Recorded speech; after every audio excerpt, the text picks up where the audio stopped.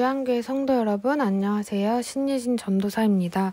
2월 24일 목요일 주만나는 귀 기울이시는 하나님이라는 제목으로 본문은 창세기 21장 8절에서 21절까지 말씀입니다. 창세기를 이끄는 커다란 약속의 줄기가 있습니다. 오늘 본문에서 그 약속은 아브라함과 사라의 자녀에게 이어지고 있습니다. 그런데 아브라함과 사라가 약속을 온전히 신뢰하지 못하고 인간적인 방법으로 여종에게서 아들을 가졌었고, 이것은 결국 또 한 번의 갈등으로 이어집니다.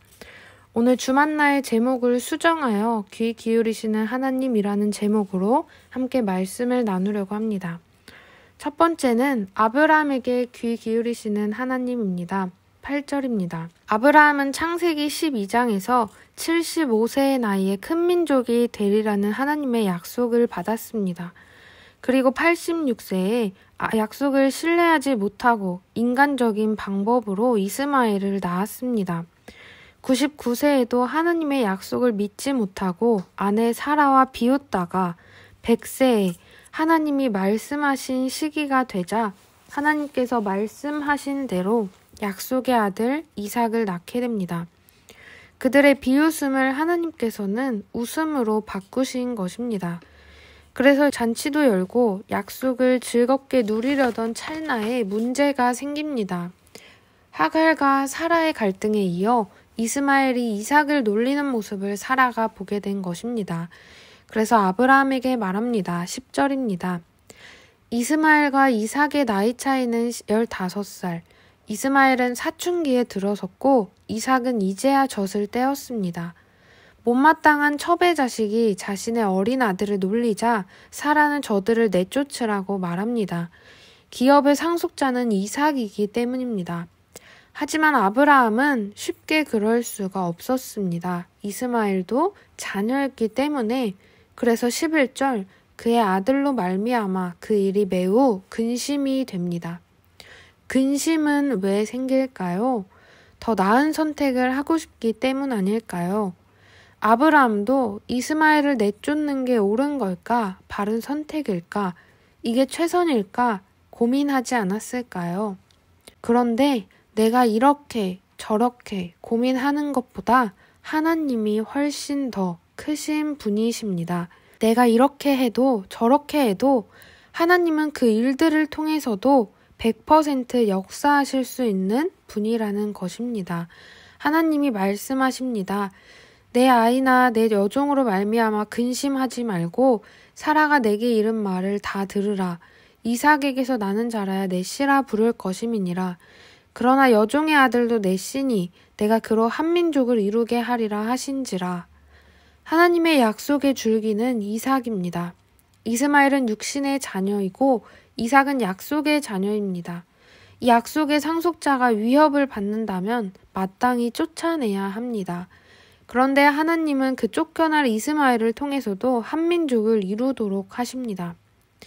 아브라함에게는 제한적이었던 선택, 그러나 하나님께는 그 선택들을 모두 아우르는 최선의 방법이 있었습니다.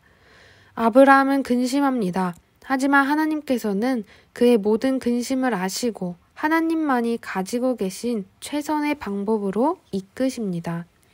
아브라함의 근심의 열쇠는 나의 선택보다 크신 하나님을 바라보는 것이었습니다. 그래서 아브라함은 하나님의 말씀대로 사라의 말을 듣습니다. 여기서 두 번째는 하갈에게 귀 기울이시는 하나님입니다. 14절에서 16절입니다. 브엘세바 광야는 애굽으로 가는 길에 있습니다. 하갈이 애굽 사람이었기 때문에 고향으로 돌아가다가 길을 잃고 방황한 것입니다. 광야에서 어린 아들을 데리고 길을 잃었는데 물까지 떨어집니다. 눈물밖에 안 나오는 광야에서 하나님은 하갈과 아이에게 귀 기울이시고 찾아오십니다. 그리고 말씀합니다. 하갈아, 무슨 일이냐? 두려워하지 말라. 하나님이 저기 있는 아이의 소리를 들으셨나니. 이스마엘의 이름은 하나님께서 들으신다라는 뜻입니다.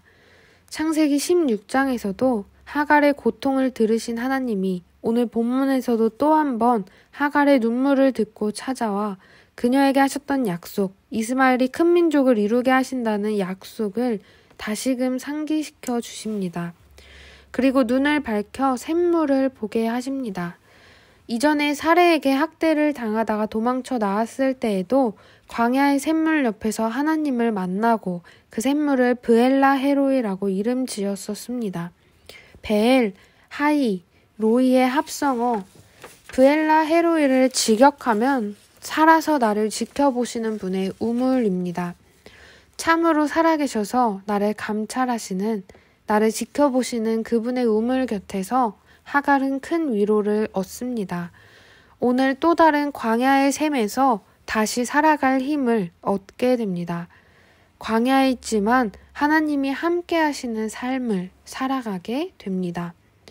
오늘 말씀 가운데 만난 하나님은 근심하는 아브라함에게도 방황하는 하갈에게도 귀 기울이시고 찾아오시는 분이십니다.